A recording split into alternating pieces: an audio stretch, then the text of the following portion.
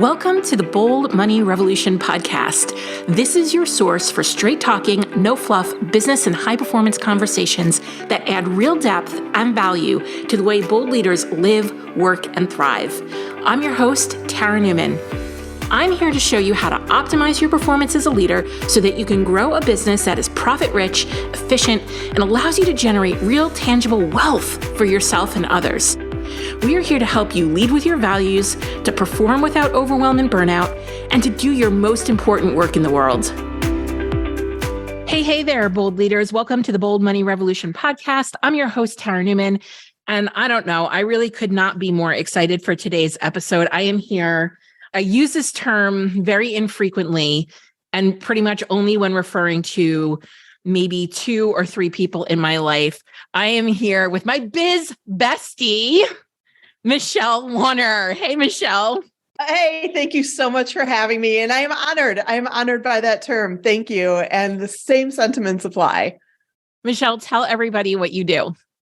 Yeah, so I call myself a business designer and strategist. And what that means, it's actually a term from the innovation world. And it means that I believe in the mix of art and science that grows a business. And I work with businesses who have typically plateaued or they're not growing in the way that they expect to be growing. And we get in there and figure out what is wrong with the business model, what is out of alignment. I know that's a trendy term, but the same way things are out of alignment with your body or even with your car or whatever, like components of your business as you grow get out of alignment. And if you're not growing in the way that you expect to be, we like to throw a bunch of strategies at the wall and assume something's going to stick. That is very rarely the issue. The issue is usually that your product mix has gotten out of alignment with your customers, has gotten out of alignment with the way that you market. And we need to get in there, pull the component parts apart, look at the puzzle pieces and put them back together in a way that will get you to your next plateau.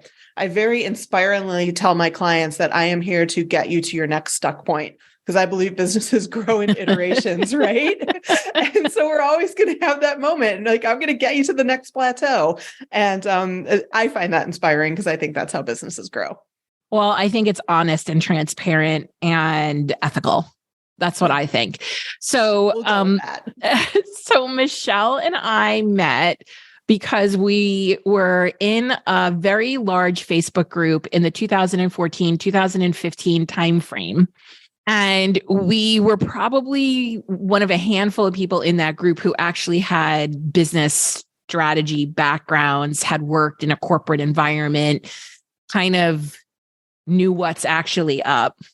And I remember very distinctly, I don't know if you remember this at all, but sometimes we would message each other behind the scenes and be like, I'm not sure if this is going to work the way they're saying it's going to work, or do you question this? It was almost like I needed you to help me out of my cognitive dissonance.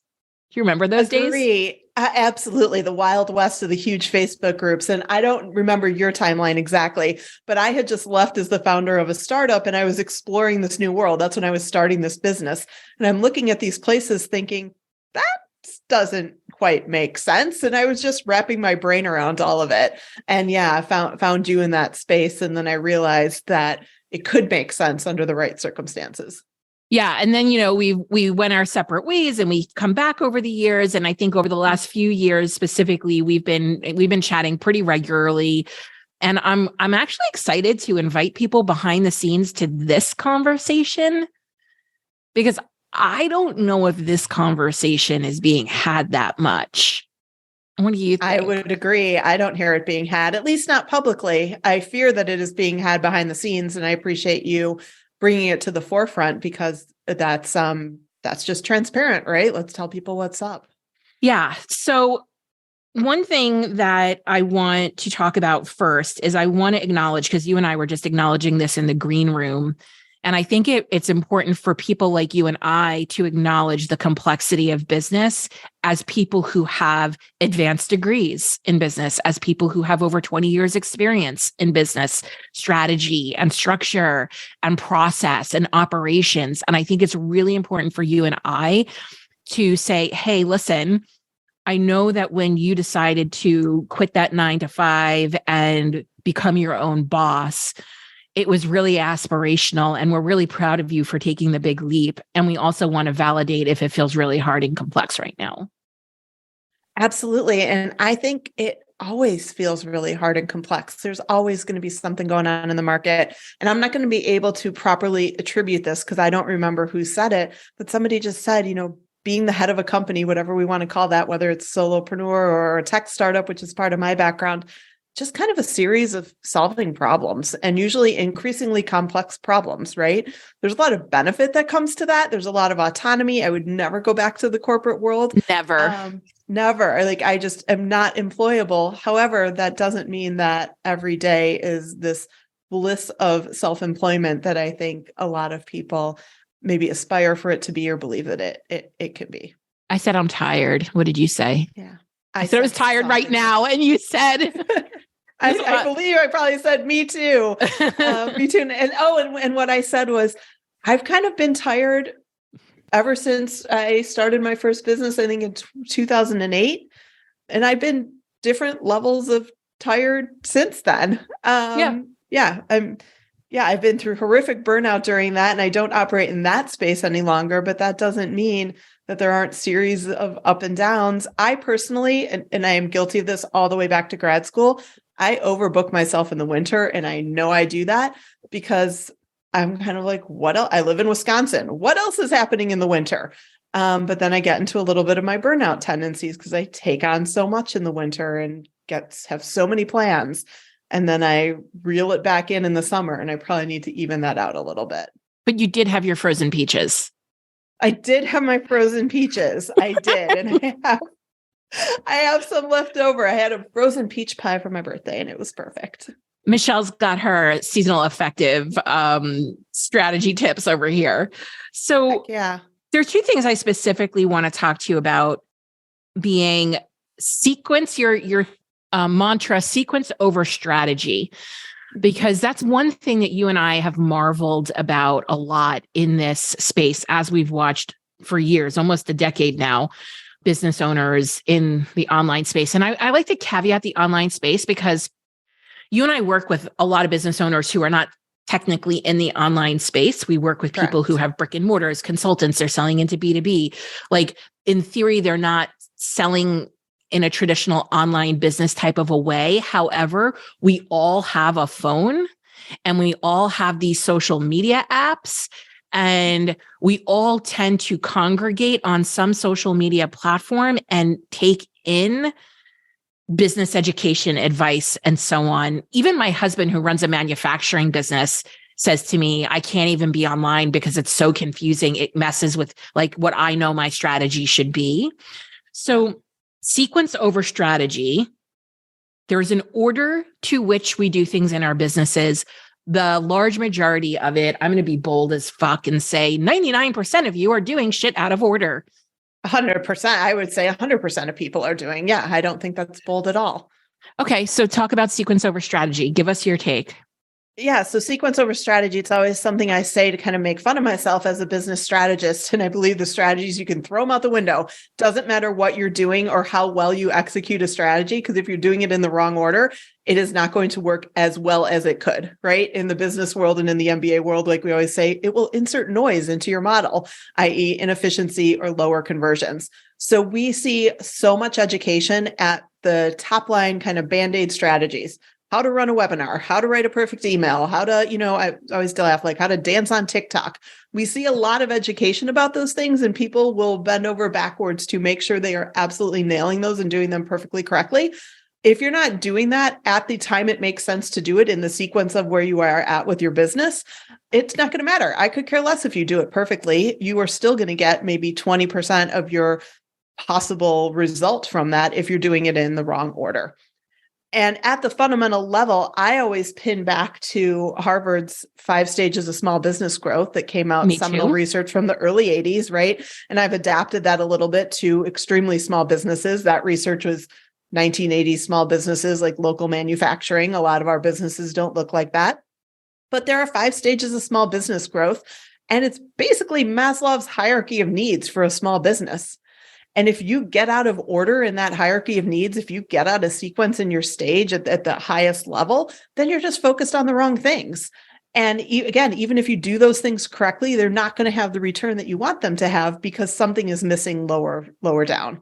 I don't remember the personal hierarchy of needs, right? But if your personal foundation is not in place, like it's not going to matter if you do something at level 5 every single day because the foundation is missing. Can you give me an example of how somebody might be doing something out of order in terms of the stage of their business? I talk about stages a lot as well.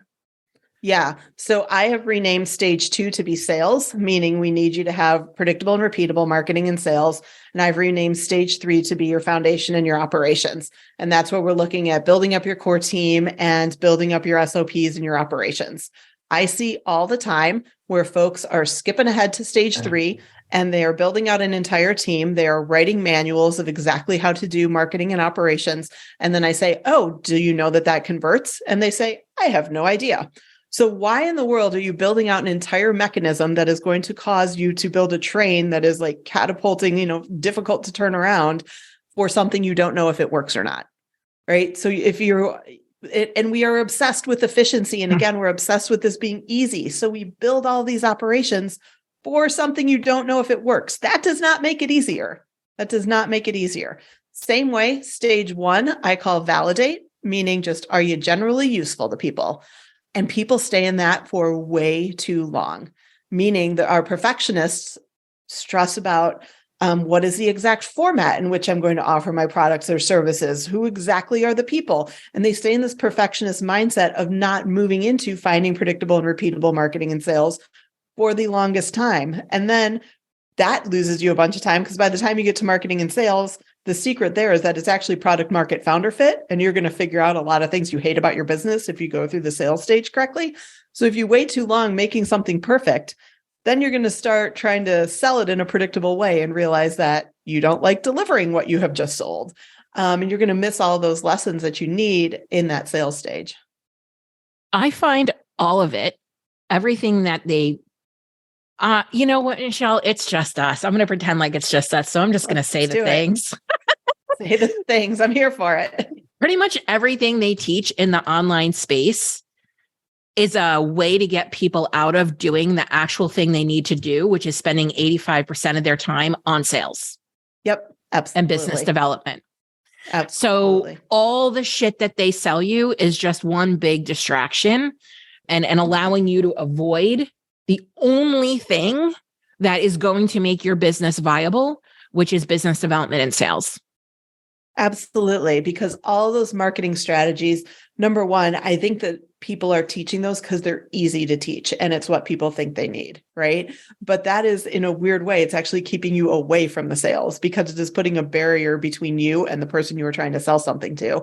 It is allowing you to not have a direct conversation with people that you have to have early in the process and probably have to have all the way if you are selling something that is higher ticket. So it's just putting this barrier up and it is causing confusion and it is causing you to not know what your business is. And it's causing a ton of noise, again, in your model, because it is allowing you to feel comfortable, busy and comfortable, right? Doing all these things that supposedly are going to convert when you're actually not doing the one thing that matters. Let's talk about something that I also see in the online space is I think that when I get folks, and I want to talk about who I help and who you help. So I work with service-based business owners who are selling a premium service because they have true expertise and qualifications over a very long period of time to deliver on the thing that they're delivering. Do you want to add to that? Because I know that's similar to the people that you serve as well. Yeah, very, very similar to the people that I serve. So who we're really talking to get technical is people who are selling more business to business. Correct. Not business to consumer. Correct. We are selling, we work with businesses who sell to other businesses. And the one thing that I see probably the biggest misalignment or disconnect for those people who are coming to me is they're trying to use B2C, business to consumer, business to customer strategies as a business to business. Correct. Elucidate us. So I call this relationship versus traffic sales. I think about marketing on a continuum. At one extreme, you have your relationship sales. The most extreme of that is a referral sale, right? Somebody loves you, they send a friend, and you make a sale, and it's all very easy. At the other extreme is your direct marketing traffic sales. The example I use here is Bed Bath & Beyond pummeling you with coupons all day long in your inbox. Those are two distinct strategies. If you look at what I'm going to call the right-hand side of the continuum, all the different traffic strategies that we could have, those are typically business to consumer mass marketing strategies where you are looking at needing high quantity of leads and frankly, low quality of leads, right? We're looking at the low conversion. I call this trying to get a boulder up a mountain. If you think of marketing in 3 stages, awareness, engagement, sales, people need to know you exist. They need to like you. They need to buy something from you. You are not trying very hard at that awareness stage in terms of quality. You are just getting as many people as humanly possible on your list so that you can try to move them, shove them through engagement and sales. And then you're probably working really hard at that sales stage to get them over the line. That's the equivalent of a Bed Bath & Beyond coupon. That is their version of working really hard. In the online space, we have what I call the ticking time bombs of countdown timers and scarcity and all that. That is trying to get somebody over the line in a traffic funnel. A relationship funnel works exactly the opposite. And this is where we have a lot of misalignment. A relationship funnel, if it's done correctly, is a snowball running downhill as opposed to trying to get a boulder up a mountain. In a relationship funnel, you work really hard at that first awareness stage. You do something that has a ton of impact on people when they first meet you. And so it is a high quality, low quantity game. And then you've had such impact at that awareness stage via spending an hour with them on a podcast, going and doing a training, having a referral, some sort of really high quality impact moment at that awareness, then you just start the snowball running downhill and you are in a situation where you're really high conversion. Now, when you start trying to apply and get these things mixed up and you start trying to apply these traffic tactics, which are very easy to teach, to a sale that should go through that relationship funnel, you get really frustrated people. And I would argue this is where you get people saying sales are gross and sales feel gross. Because if you have a product that is more appropriately marketed as a relationship thing, and you are trying to shove it through a traffic funnel, again, by using ticking time bombs and scarcity methods and all those strategies that we have come to not like in the online space or that people say make sales feel gross, it's because you were trying to sell a product using the wrong strategy. And so it's misaligned, and so it feels gross. Whereas like Bed Bath & Beyond pummeling you with coupons might be a little annoying, but it doesn't feel gross. It's just, oh, that's how it gets marketed. And when we confuse these things, which we confuse because nobody talks about anything but traffic marketing because it's the easiest thing to talk about, when we confuse those things and everybody is trying to take their relationship products and apply a traffic funnel to them, chaos, frustration, low conversion, everything ensues. Yeah. So I'd love to add some context here. Yes. Because I just see this is like, it's everywhere. It is. And it's the wrong marketing strategy for the business model. Correct. So for example, trying to sell or what happens is they get people who can be charging a very premium price to deliver a premium service for a low dollar price so they can sell them the high traffic strategy. Correct. Which is a problem.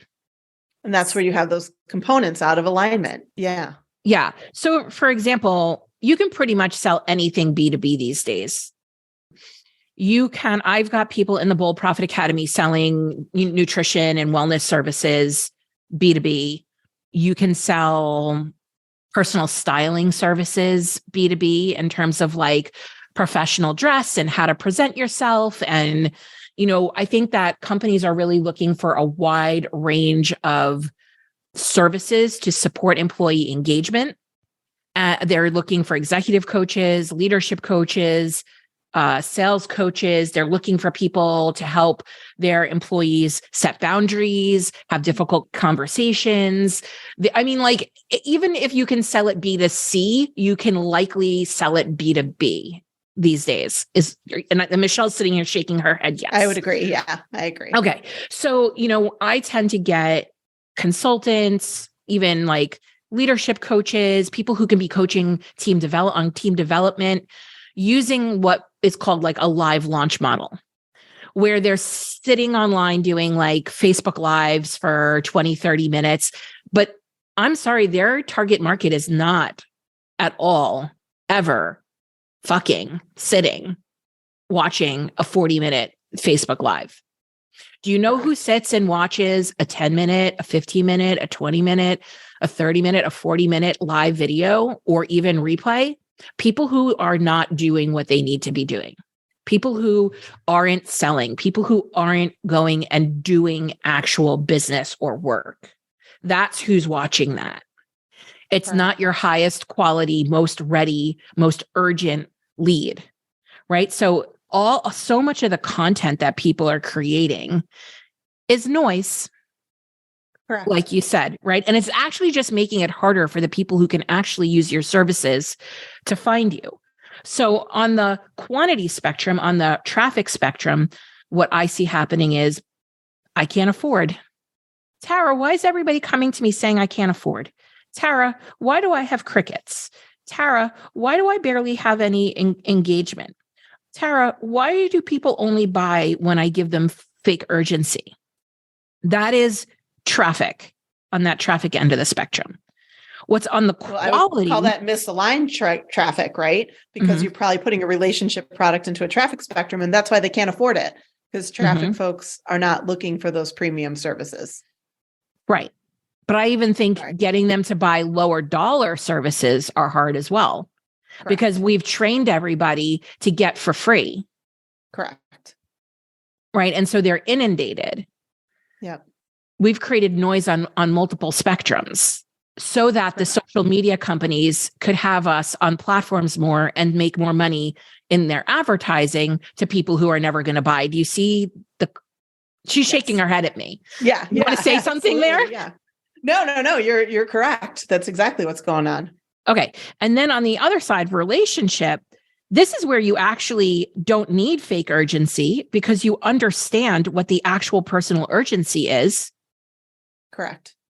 For your people to buy. You understand why they're buying now. You understand how they make buying decisions. You understand why they're buying your product or service versus somebody else's. Yep.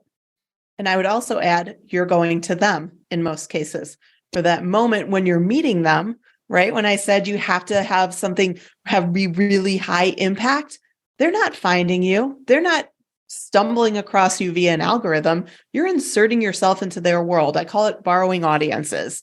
We can call that a million different things, but you're basically saying, where are these people and where can I go and insert myself into the conversation that they're having?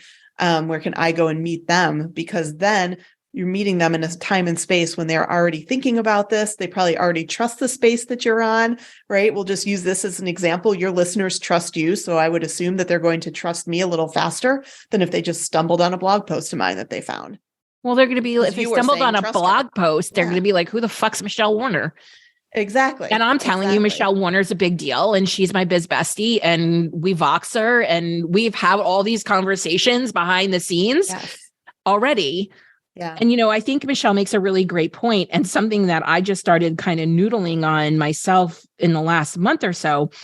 So over the last few years, the one thing that I've noticed and that has greatly informed the way I teach sales is that every way they teach sales online is passive. Mm-hmm. Correct. Versus the way I teach sales, which is proactive. Yep. Right. Proactive. And it takes skill and courage and willingness to fail and look silly to be able, it takes a lot of emotional intelligence, which is why I actually think women rock at this. And some men, but like women specifically who tell me like sales makes them nervous. I mean, men tell me all the time, it feels icky and smarmy 100%. So what the differentiation is that online is inbound. Yep. You're relying on inbound marketing and sales. Leads are coming to you. So what people wind up doing is waiting. They're just waiting around for these leads to come in. Correct. They're waiting for people to click and buy. They're waiting, especially experts are waiting for people to see them as the expert and go, oh my gosh, you are the expert. How can I not work with you? And let me tell you, this was me for a while and it would piss me off. Yep. Yep. But that's not how this works. That is going to take you a very, very long time. What we're talking about, Michelle and I are talking about, is outbound and proactive. And I shared with Michelle, I'm doing an experiment right now.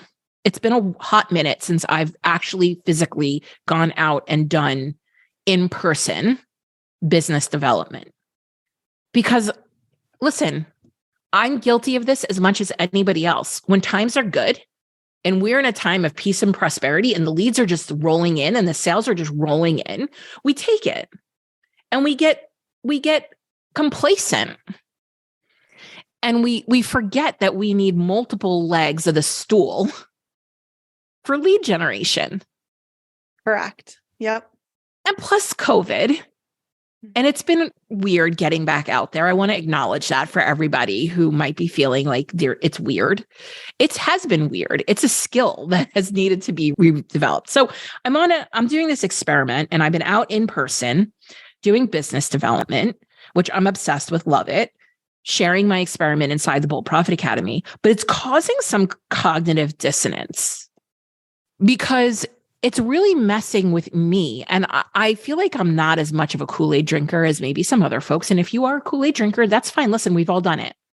But I'm like, wow, it's easier to get eyeballs on my work and for people to see my value and to shorten the buying cycle in person than it is using an algorithm on social media. I have more control over the relationships I build, the leads I generate, and the sales I make outside of an algorithm.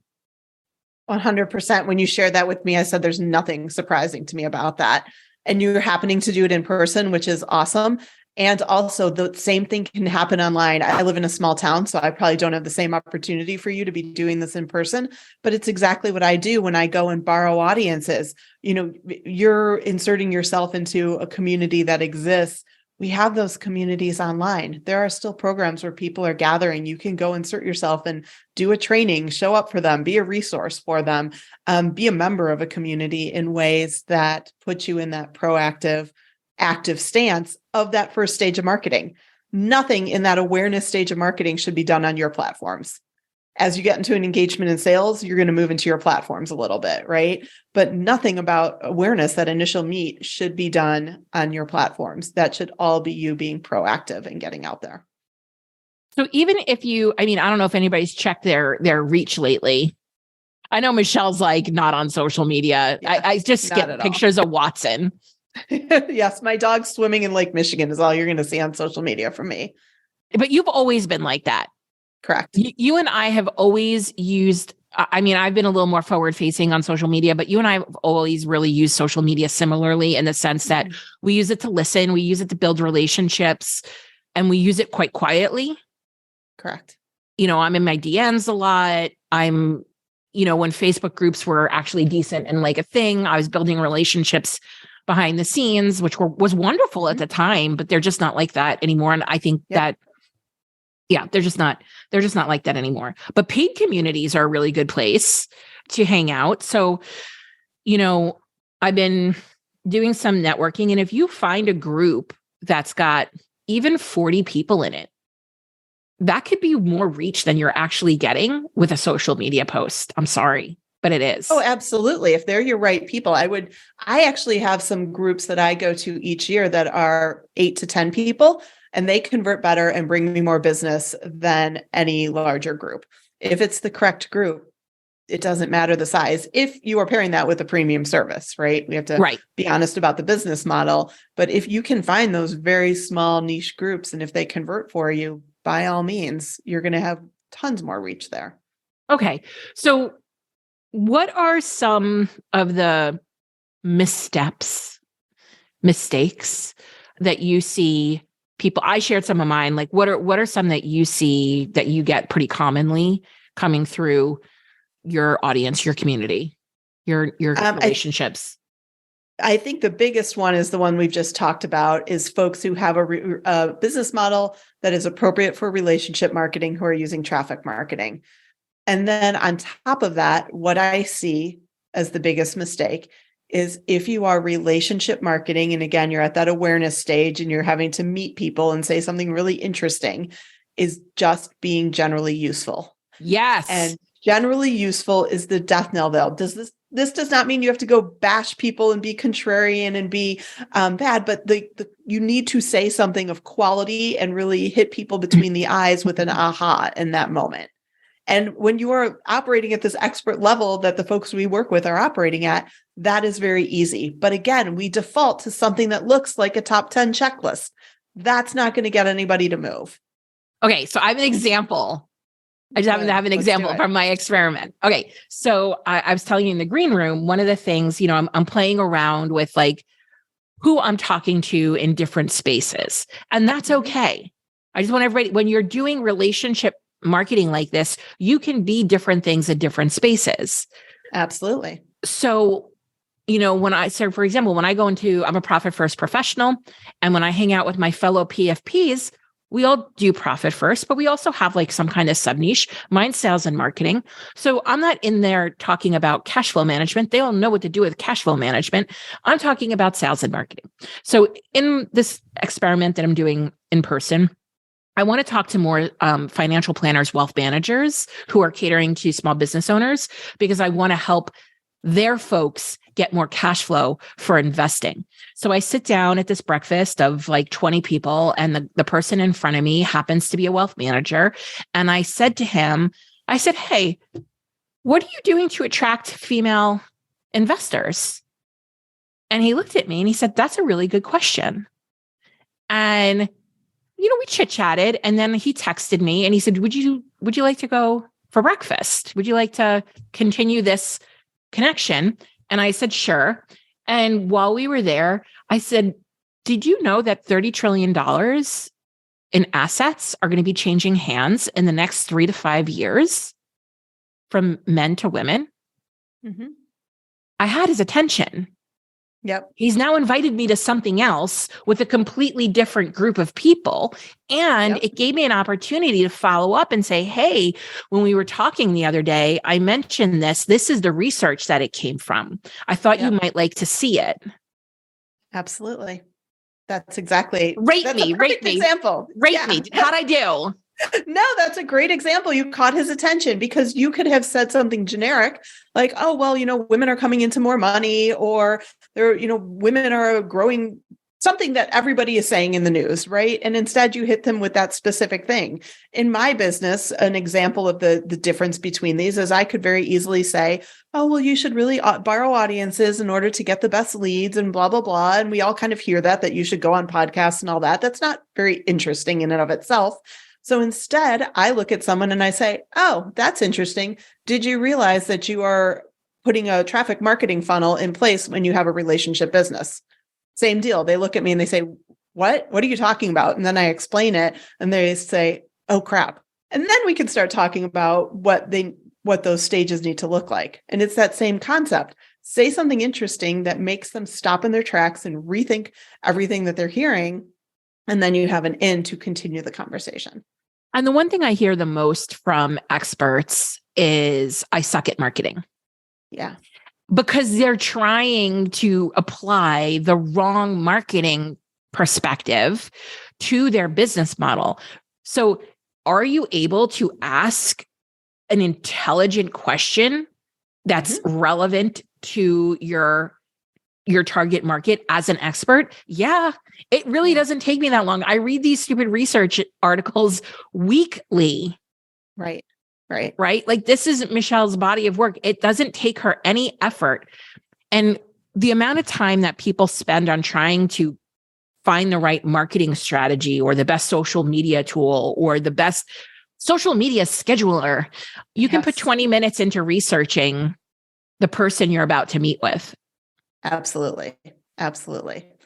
And you can also put 20 minutes into sinking into your expertise and not, frankly, trying to dumb it down into some sort of marketing formula.